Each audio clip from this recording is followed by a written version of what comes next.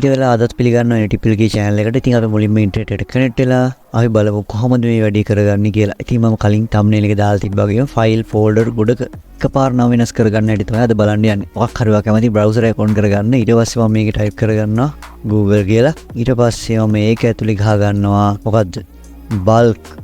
bulk rename utility කියලා. ඉතින් ඒක ගහගත්ත එක අපිට මෙන්න මේ විදිහට තමයි site එක බලා ගන්න පුළුවන් වෙන්නේ. ඒක ඇතුලට යන්න.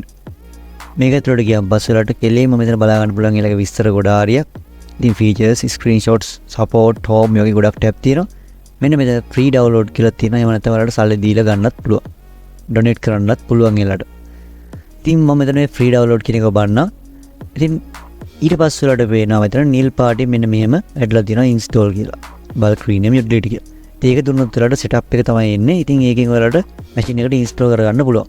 ඉතින් මම මෙතන ලේසියට අරන් තියෙන මේ portable version. ඉතින් portable version එක ගත්තා පස්සේ machine එකට install කරන්න අවශ්‍ය නැහැ. open කරා අවශ්‍ය වෙලාවට වැඩේ කරා. එහෙම විදිහට පාවිච්චි කරන්න පුළුවන්. ඒක ලේසි MB 19ක් 20ක් වගේ තමයි තියෙන්නේ. මේක අරගෙන කරන්න හැටි තමයි අදවා කියලා දෙන්නේ. ඉතින් මේ ක්ලික් කරපු ගමන් download වෙනවා. ඉතින් මම මේක තියෙන හින්දා ගන්න යන්නේ. මෙන්න මේ විදිහට folder එක බලා ගන්න පුළුවන්. ඒක තියෙන්නේ rar file එකක් විදිහට. ඉතින් rar file එකක් extract කරගන්න නම් අපිට WinRAR තියෙන්න ඕන. ඉතින් WinRAR එක වල නැත්තම් දාගන්න. ඉතින් ඒක ලොකු දෙයක් නෙමෙයි. මෙන්න මේ විදිහට extract to කියලා දෙනවා. නැත්තම් here දෙන්න පුළුවන්. මම මේ විදිහට දෙන්න. ඒතර මේ folder එකේ මේ විදිහට එනවා. හරි. ඉතින් වලට පේනවා මෙන්න මේ විදිහට ආවා.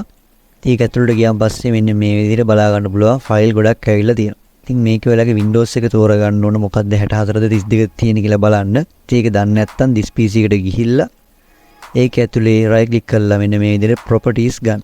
ඒක ගත්තම පස්සේ වලට බලා ගන්න පුළුවන් 64ද 32ද තියෙන්නේ කියලා. ඉතින් 32 නම් 86 කියලා තියෙන්නත් පුළුවන්. ඊට පස්සේ කරන්න තියෙන්නේ හරි එක බලලා මෙන්න මේ විදිහට තෝරගෙන open කරගන්න.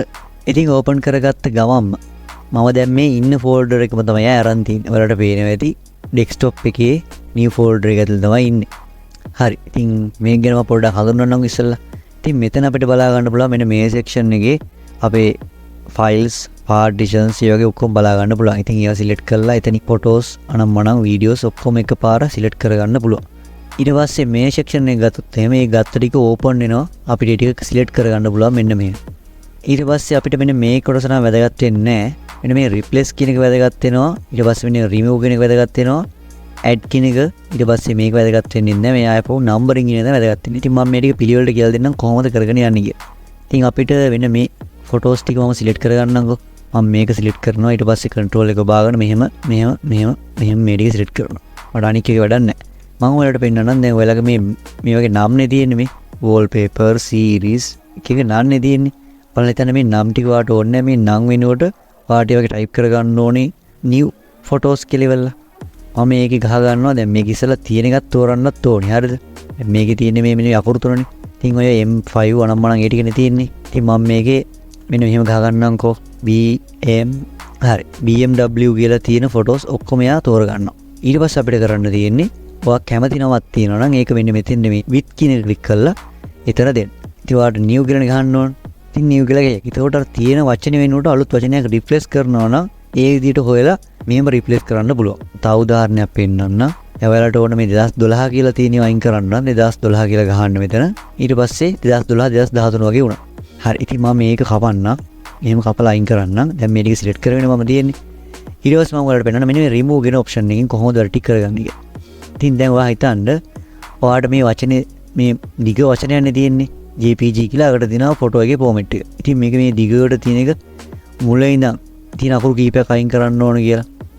එහෙනම් ඔයා කරන්න තියෙන්නේ මෙන්න මෙතන මේ first කියන එක ඇවිල්ලා මේ උඩට යන ඊතලේ ඔබාන යන්න ඕන. එතකොට මුලින් ඉඳන් කැපීගෙන යනවා ඔයාලට පේනවා ඇති. ඉතින් ඒක කපාන ගියයි.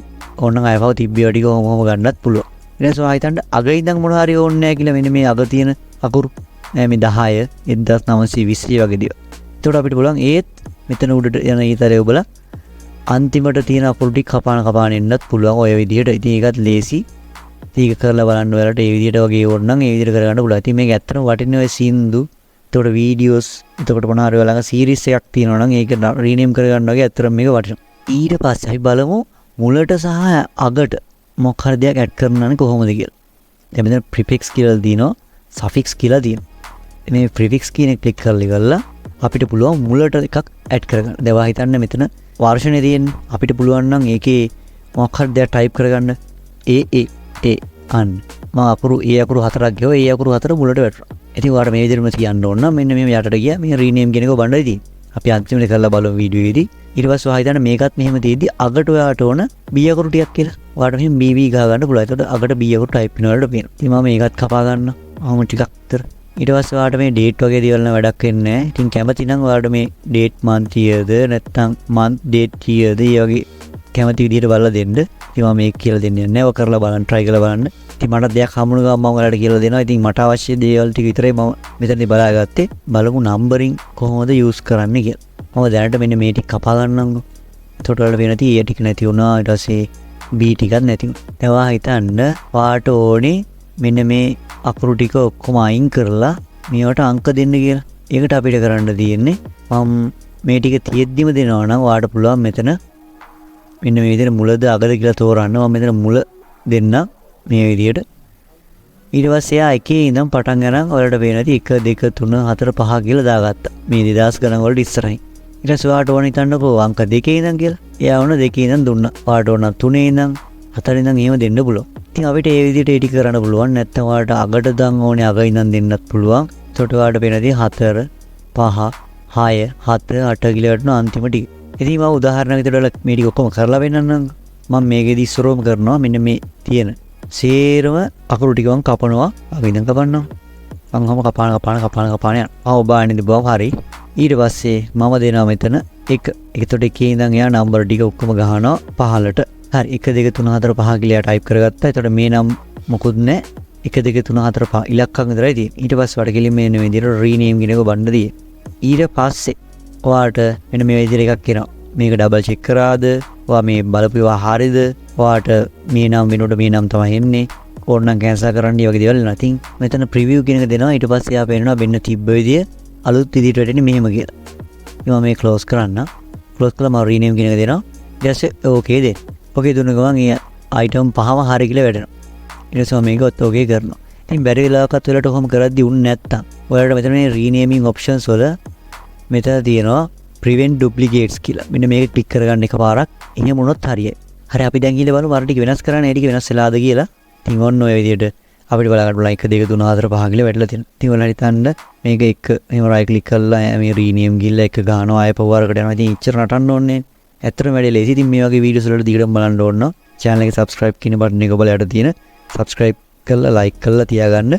පුළුවන් නම් notification button එක බලන්න. එතකොට ඔයාලට මම වීඩියෝ එකක් දාපු ගාම එනවා. ඉතින් computer hardware ගැන එතකොට gaming වගේ දේවල් ගැනට ඔයා interest එකක් තියෙනවා නම් ගොඩක් දේවල් එන්න තියෙනවා. ඉතින් ඒවත් එක්ක රැඳී ඉන්න මම නිපුණ දිල්ෂාන් අලුත් ගේමින් වීඩියෝ එකක් එක්ක සෙට් වෙමු. අපි බ්‍රහස්පතින්දා හවස 6ට එන මම ගියා.